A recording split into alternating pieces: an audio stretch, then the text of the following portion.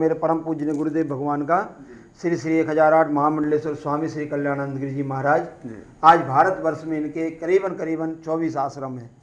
समाज सेवाएं और गौ माता की सेवा और अन्य क्षेत्र राम रोटी ये चल रही है, तो उनका सदाव्रत चालू है। श्री परम पूज्य महामंडलेश्वर स्वामी जी का ऐसा कोई आश्रम बाकी नहीं जिसमें गौ सेवा ना चलती हो। भोजनशाला, गौ माता की सेवा और विद्या शिक्षा।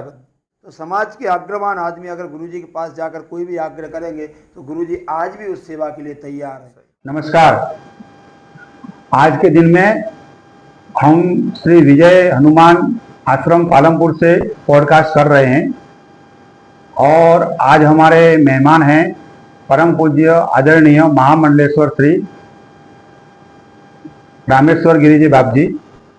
उनका सानिध्य हमको मिला है और उनके समाज के प्रति भाव, उनकी आध्यात्मिक यात्रा और उनकी जो भी अपनी कार्यशैली है समाज के प्रति उत्थान के लिए उन्होंने जो भी कार्य किए हैं और भक्ति के लिए जो भी हम दर्शकों को वो सूचित करना चाहते हैं, इसी को ध्यान में रखते हुए हमने ये कार्यक्रम योजा है और आप सभी दर्शक मित्रों हमसे जुड़े हैं, इसीलिए आप सभी आभारी हैं। इस संवाद की शुरुआत करते हैं और बाप जी से बातचीत की शुरुआत करते हैं। बाप जी प्रणाम। ओम नमः शिवाय, जय श्री राम, ओम नमो नारायण। सभी भक्तजनों को मेरी तरफ से खूब खूब नमो नारायण, खूब आभार आप सबका कि आप इस समय कीमती समय निकाल कर आप जन जागृति कल्याण के लिए ये योजना सोशल मीडिया का उपयोग कर रहे हो। आप दूर दूर तक पहुंचाने के लिए, इसके लिए आपके लिए आभार। जी बाप जी, जय श्री राम।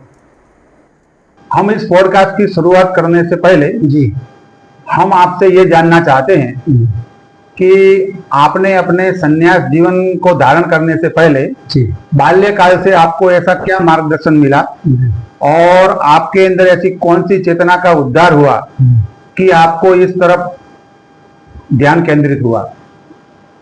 आपने बहुत अच्छा प्रश्न किया है। बालकाल से मेरा जन्म एक ब्राह्मण कुल में है। मेरा सांडिल गोत्र था। अभी तो गोत्र हम लोगों में होते नहीं है, सन्यासी में सांडिल गोत्र था और हमारा भरा पूरा परिवार है, आज भी हमारा परिवार है। माता पिता का सानिध्य में, उनके परिवार के सानिध्य में ब्राह्मण कुल में जन्म हुआ। बालकाल से ही घर गृहस्थी के जो कार्य होते हैं माता जी के साथ में, पिताजी के साथ में, कोई भी कार्य जैसे गौशाला सेवा है, खेती बाड़ी सेवा है और गुरुकुल में पढ़ाई के लिए सेवा, ये सब बालकाल से मेरा ये अध्ययन रहा है। मैं 12 वर्ष की उम्र में था जब गुरुकुल में चला गया था। मेरे माता पिता ने बोला कि आप 4 भाई हो तो आप बाकी सब कॉलेज कर रहे हैं तो आपका फर्ज बनता है कि आप गुरुकुल में जाइए और अपने धर्म के प्रति रक्षा, ब्राह्मण कुल के लिए आप जीवित रख सके ऐसा कार्य करिए। सही। तो उस कारण मैं गुरुकुल में गया। हमारा संस्कृत महर्षि महेश योगी जी का गुरुकुल विद्यापीठ बहुत बड़ी है। उसमें विद्या अध्ययन करने के बाद में 3 साल का टूर हमारे गुरुकुल से निकला था 12 ज्योतिर्लिंग की परिक्रमा के लिए। 12 ज्योतिर्लिंग की परिक्रमा करते करते हम लोग हर ज्योतिर्लिंग पे 3 महीना रुकते थे। 3 महीना में वहाँ रुककर महादेव का अभिषेक करना, नित्य क्रिया करना, दिन 3 व त्रिकाल संध्या करना हमारा, और गायत्री माँ का जाप करना। ब्राह्मण की एक ही प्रति है कि भाई जब भी ब्राह्मण कुल में जन्म लिया है, आप अगर कर्मकांड में जा रहे हो, ब्राह्मण शास्त्र धारण कर रहे हो तो आप त्रिकाल संध्या आपको करना ही पड़ेगी। प्रातः, माध्याह्न और सायंकाल, ये 3 काल आपको संध्या अध्ययन करना पड़ेगी। तो गुरुकुल से हम लोगों का अध्ययन शुरू हुआ 12 ज्योतिर्लिंग की परिक्रमा। ये 3 साल का हमारा टूर था। हर ज्योतिर्लिंग पे हम लोग 3 महीने रुकते थे और अभिषेक करते थे। 21 लड़के हम एक साथ थे।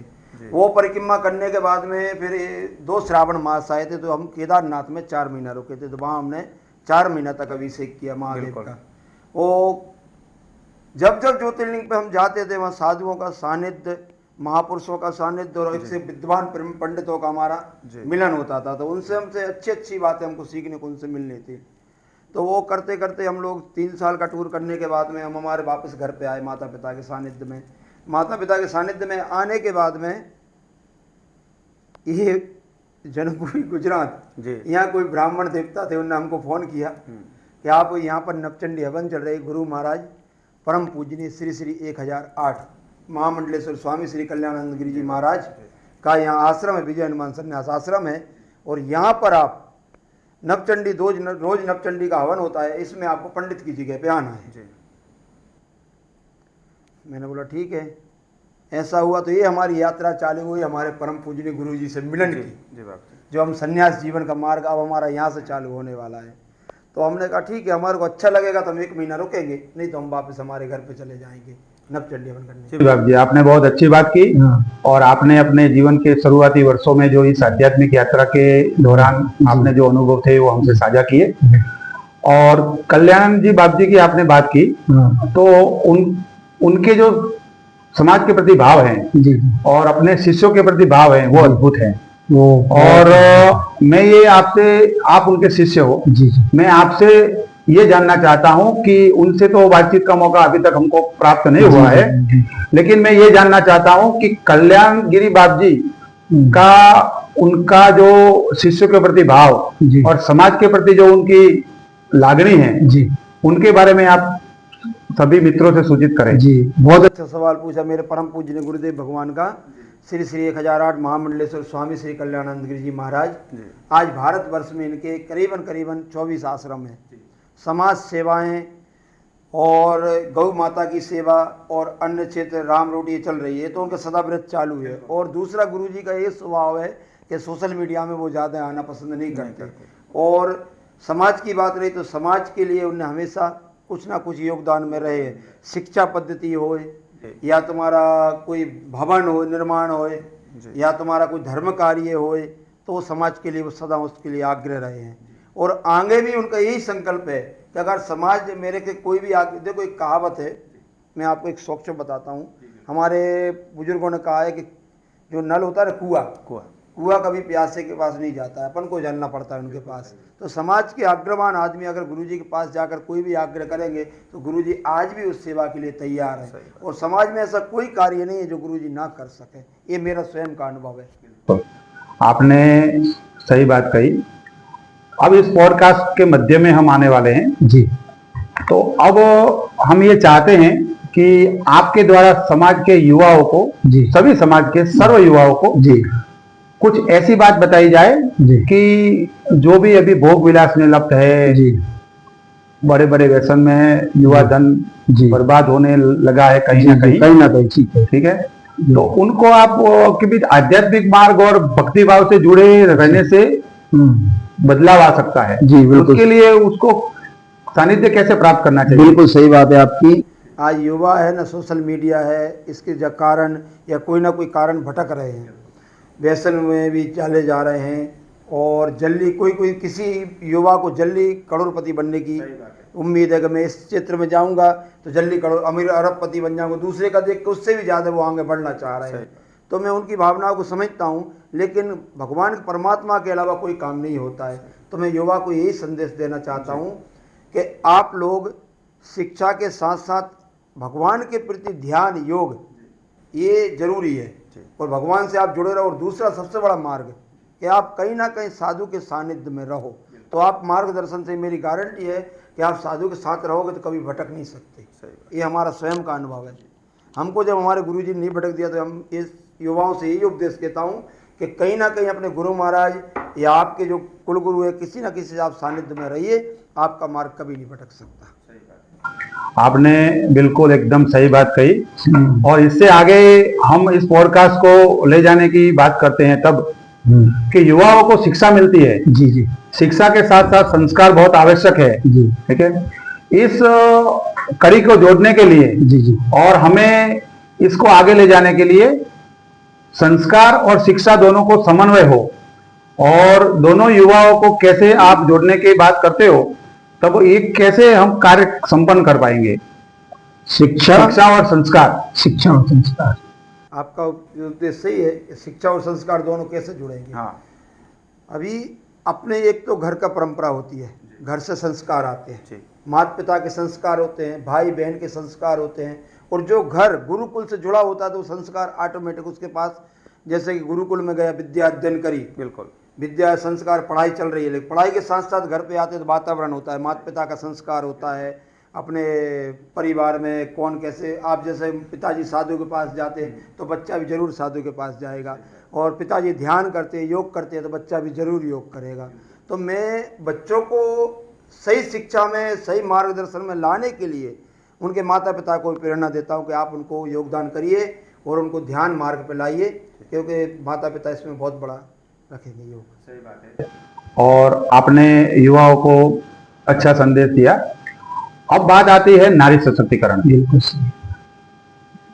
जब तक हमारे देश में नारी का सम्मान नहीं होता है जी और नारी का पूजन नहीं होता है जी और उनके प्रति हमें भाव ऐसा नहीं मिलता है कि उनकी कहीं ना कहीं किसी विषय में अनदेखी होती है, तो नारी का सशक्तिकरण करने के लिए हमें क्या उचित कार्य करना चाहिए? बिल्कुल सही है आपका। आपने जो नारी शक्ति का बोला, तो ये आज भगवान की कृपा से ऐसे कि आप सब जागृति बहुत हुए हैं। केंद्र सरकार भी इसके लिए एक बिल लाई थी कि नारी शक्ति के लिए कि भाई जो मर्द हैं, पुरुष हैं, वही नारी को भी सम्मान होना चाहिए, सम्मान अधिकार मिलते चाहिए। जब जब नारी की बात आती है मेरे को महादेव की याद आती है। महादेव, क्योंकि महादेव ने इस युग को नहीं, हर युग को उन्हें एक साक्षात प्रमाण दिया था। भगवान ने अर्ध नारेश्वर रूप धरकर, सही बात, कि मैं आधा पुरुष तो आधा नारी हूँ और हम दोनों एक ही हैं। तो मैं ये शक्ति मान के चलता हूँ कि जैसे अपने पुराण युग थे ना, तो उसमें भी कैकेयी जी ने दशरथ जी को युद्ध में सहायता करी थी, हर जगह नारी को आगे रखा था। तो मैं हर युवा को और आने वाली पीढ़ी को और जो चल रहे वर्तमान में, उन सबको यही संदेश देना चाहता हूँ कि नारी शक्ति को सम्मान दें, और नारी शक्ति को जितने से ज़्यादा आगे बढ़ाओगे ना तो उतना ही आप आगे बढ़ोगे। और दूसरा एक बड़ा संदेश ये देना चाहता हूँ कि नारी के अंदर अपन एक मातृभाव देखेंगे ना, तो वो सब शक्ति उसके अंदर आ जाएगी। जहाँ मातृभाव आता है ना, तो शक्ति का कोई फिर ये कमी है, इसका कोई उपदेश नहीं होता है फिर। सही बात। तो मैं यही सबसे दिन का आह्वान करता हूँ कि नारी को मातृभूमि के हिसाब से देखा जाए, मातृभाव से पहचाना जाए। सही बात है। अब आगे की बात करते हुए मैं आपसे ये जानना चाहता हूँ जी कि हर समाज में कोई ना कोई विषय पे कोई ना कोई समस्या होती है। जी तो समाज के जो प्रतिष्ठित व्यक्ति होते हैं जी और समाज के जो नेतृत्व करते हैं समाज का, जी उनके ऊपर बहुत जिम्मेदारी रहती है जी कि समाज को आगे लेके चले जी और समाज में समानता का भाव उत्पन्न हो। जी तो उसके लिए हमें क्या कार्य करना चाहिए कि वो सब संगठित हो और समाज को आगे लेके जाएं? हाँ, ये बात आपका प्रश्न ठीक है। समाज के लिए जो प्रतिष्ठित लोग हैं उनके लिए तो देखो पूरी जवाबदारी, समाज उनसे जुड़ा हुआ है। सही बात। उनके क्या किस तरीके के शारीरिक कार्य करते हैं वही प्रभाव समाज में पड़ेगा। सही बात। आप अच्छा कार्य करोगे तो अच्छा समाज में जाएगा। और संगठित समाज तो पहले से ही रहा है। भगवान श्री राम ने भी हर समाज को संगठित किया है। जैसे वानर थे, वानरों को लिया, रीछों को लिया, सब संगठित करके राजा रावण पे हमला किया था। तो मैं यही बोलता हूँ भगवान राम के जैसे एक संगठन ऐसा बनाना चाहिए कि जैसे राम सेतु निर्माण समुद्र के ऊपर कर दिया था, अपन को भी समाज के अंदर ऐसा प्रतिष्ठित रहना चाहिए कि समाज के भलाई के लिए कुछ ना कुछ कार्य करते ही रहने चाहिए और हमेशा समाज के बीच में संपर्क में बने रहना चाहिए। और मैं तो एक मानता हूँ समाज में प्रतिष्ठित रहना ये ठीक नहीं है, समाज सेवक बन के रहना चाहिए। सही बात है। सेवा भाव होना चाहिए। सेवा भाव होना चाहिए। और समाज का जो है ना कि भाई समाज ने मेरे को प्रतिष्ठित पद दिया है, वो भाव नहीं रखना चाहिए अपने अंदर। अपने अंदर ऐसा भाव रखना चाहिए कि मैं समाज का सेवक हूँ। बिल्कुल। और समाज के हर कार्य को करना मेरा फर्ज है, ये मेरा दायित्व है। तो इसलिए मैं यही आग्रह करता हूँ जो समाज के बंधु हैं, जो प्रतिष्ठित हैं, उनको समाज के लिए आगे बढ़ाने के लिए कुछ ना कुछ दिन ना रात एक होकर आगे बढ़ना चाहिए, ऐसा कार्य करें। आज हम इस पावन भूमि वीर हनुमान संन्यास आश्रम से बातचीत कर रहे हैं जी। तो अब बात रही हमारी गौ माता की। जी मुख्य हिंदू सनातन संस्कृति में गौ माता को सर्व से उत्पन्न माना गया है और उनकी सेवा, उनका उत्थान, उनका संरक्षण ये हमारे ब्राह्मण कुल में सबसे पहले आता है। जी जी। और आप सन्यासी हो जी। तो सन्यासियों का कितना महत्व रहा है गौ माता का, जो अभी हमारे देश में कहीं ना कहीं ऐसी घटना घट रही है जिससे हमें बहुत दुख और पीड़ा है। जी। उनका शोषण हो रहा है, उनका कत्ल खाने में जा रहा है कहीं ना कहीं, तो उनके लिए उसका संरक्षण कैसे हो जी, उसके लिए हमें क्या प्रयास करने चाहिए? बिल्कुल सही आपकी बात। अभी आपने जो गौ माता का बताया मेरे को कि प्रश्न किया, तो गौ माता का नाम लेते से मेरे गुरुजी का फिर मेरे को याद आता है। बिल्कुल बिल्कुल। क्योंकि गुरुजी का ऐसा, श्री परम पूजनीय महामंडलेश्वर स्वामी जी का ऐसा कोई आश्रम बाकी नहीं जिसमें गौ सेवा ना चलती हो। उनका 3 उपलब्धि रही है सबसे मुख्य। जी क्या क्या? भोजनशाला, गौ माता की सेवा और विद्या शिक्षा। ये 3 चीजें उनका प्रथम लक्ष्य रहा है। अगर ये उनके आश्रम में नहीं तो वो आश्रम को त्याग देते, आश्रम भी नहीं करते ग्रहण। अब मैं गौ माता की बात कर रहे तो अपने भारत में अभी एक गौ सम्मान विधि चल रही है, आंदोलन चालू है, अभियान चालू है। तो गौ माता के लिए राष्ट्र माता घोषित करने के लिए अभियान चालू है। और मेरा ऐसा मानना है, गौ माता को राष्ट्र माता तो वो है ही, अपनी माता तो है ही, उसको राष्ट्र माता घोषित करने की जरूरत नहीं है। लेकिन जो अभियान चला रहा है उसके जरिए आपको क्या बता रहा है हम लोग कि जो गौ माता घूम रही है इसको आप अपने व्यवस्थित, जैसे गौशाला में रखो, गौशाला तक पहुंचाओ या अपने पास उसका पालन पोषण करो और उसको सम्मान दो, तो ऑटोमेटिक गौ माता अपनी राष्ट्र माता है। और गौ माता जैसा तो मैंने बोला अब तक कोई प्राणी ऐसा नहीं, वो माता है, उसके लिए परम पूजनीय। बिल्कुल, उसकी सेवा जितनी हो सके उतनी करिए। आपने गौ माता के लिए अपने मन के भाव प्रकट किए। अब गौ माता के साथ साथ हमें राष्ट्रभक्ति जो हमारे हृदय में, हम अगर हमारे देश के सीमाओं पे देखते हैं जी, सैनिक देखते हैं जी, तो उनको देखते ही हमारे रोंगटे खड़े हो जाते हैं, नया ऊर्जा एकदम हमारे शरीर में भी संचय हो जाता है। तो राष्ट्रभक्ति के लिए हमारे जो देश के जो नागरिक है जी, उनके प्रति उनके भाव तो हमेशा रहता ही है जी। लेकिन ऐसा अगर कोई विकट समस्या हो, समाज के अंदर कोई ऐसा अनुचित कार्य हो, तो वो तो बॉर्डर पे हमारी रक्षा करते ही हैं। लेकिन सामान्यतः व्यक्ति जो समाज के में रह के भी ऐसा कोई लोग हैं जो समाज की समस्याओं, समाज में बुरा व्यवहार करते हैं, तो बाहरी आक्रमण तो जरूर हो रहा है, तो वो सैनिक उनको रोक रहे हैं। लेकिन आंतरिक जो आक्रमण है उनके लिए नागरिक जो हमें कार्य करना चाहिए, तो उनके लिए आप क्या कहोगे? हाँ, उनके लिए आपने अच्छा बोला। देखो, बॉर्डर पे तो रक्षा वो लोग कर ही रहे हैं, अपने मिलिट्री के जवान, उनके लिए धन्यवाद है और दिल से मैं उनका आभार व्यक्त करता हूँ कि वो लोग बॉर्डर की रक्षा कर रहे, तो आज अपन सुरक्षित बैठे हुए हैं। बिल्कुल। और दूसरी बात रही कि अपने अंदर भाव, अपने अंदर एक ऐसा भाव, हर युवा को अपने अंदर एक ऐसा भाव प्रकट करना चाहिए कि भाई चलो वो लोग वहाँ सेवा कर रहे तो हम लोग यहाँ अंदर रह के भी सेवा कर सकते हैं। समाज की है, अपने देश की है, बहू बेटी की रक्षा है, विधर्मी कोई भी अगर उस पर सही बात है आक्रमण कर रही है तो उसके लिए अपन जानकारी, आप सक्षम नहीं हो तो आप दूसरे तक पहुंचाओ उस जानकारी को। आप देखो मत ही उसको, सुनकर चुप मत रहो, आप अनदेखा मत करो, आप उसको जागृत बनो। आपने अगर कोई ने गलत किया है तो उसको आप जागृत बन के आगे पहुंचाओ। तो BHP RSS इसके लिए बहुत काम कर रही है, उनका भी मैं धन्यवाद देता हूँ और सरकार इस पर खूब काम कर रही है। तो मैं युवा से यही बोलता हूँ कि अगर आपको हिंदू राष्ट्र के लिए जीवित रखना है और आगे बढ़ना है तो आप ऐसा मत सोचो कि मिलिट्री का ही काम है, ये आपका काम भी और आपको सेवा करनी पड़ेगी और सबको जागृत बनना पड़ेगा। बिल्कुल बाप जी, आपसे बात करके बहुत आनंद हुआ। और अंत में इस पॉडकास्ट के अंतिम चरण में जी आपका एक ऐसा कोई संदेश जी जो समाज को प्रेरित करे जी, देश को प्रेरित करे जी, और देश में गौ सेवा का भाव सभी नागरिकों में बढ़े जी, और समाज में समन्वय हो, सभी प्रेम से रहे, ऐसा कोई संदेश हमारे युवाओं और माता बहनों और सभी नागरिक को देना चाहते हैं जी। इसमें मेरा संदेश से अच्छा तो मेरे परम पूजनीय गुरुदेव भगवान का संदेश में मेरे द्वारा उनको आप सबको सुनाता हूँ।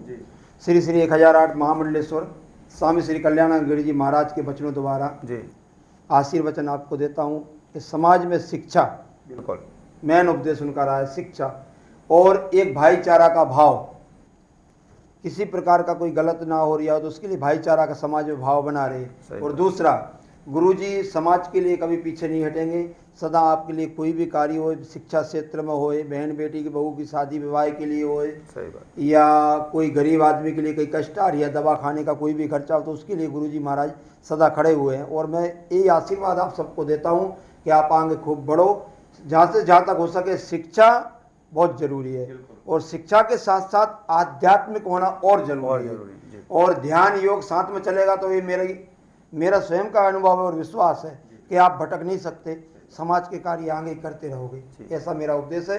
और गुरु महाराज का आशीर्वाद आप सब पे है।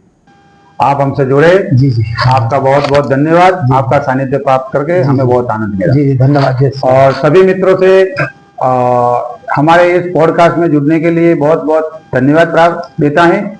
और बाप जी ने अपने शुभ संदेश समाज और राष्ट्रभक्ति, गौ माता और समाज सेवा के प्रति अपने भाव प्रकट किए हैं। और इस पॉडकास्ट को अगर आप पसंद करते हैं तो लाइक, शेयर और सब्सक्राइब करें।